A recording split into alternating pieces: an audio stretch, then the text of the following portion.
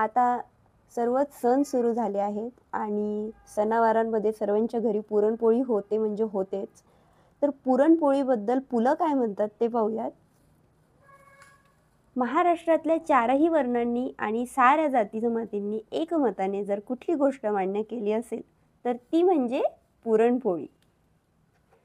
ही सुद्धा जसजशी अधिक शिळी होत जाते तसतशी तिची चव वाढते. ती दुधाबरोबर खावी, तुपाबरोबर खावी किंवा कोरडी खावी. महाराष्ट्राच्या सीमा ठरवताना पुरणपोळीचा निकष वापरायला पाहिजे होता. मात्र ते नाजूक हातांचं काम नव्हे. चांगल्या पुरणपोळीसाठी चांगले 30-35 वर्ष तव्याचे चटके खाल्लेला हात हवा. म्हणूनच आजीने केलेल्या पुरणपोळीची चव आईच्या हाताला नाही, पत्नीच्या तर नाहीच नाही. वडीलधाऱ्यांनी ती करावी आणि लहानांनी ती खावी.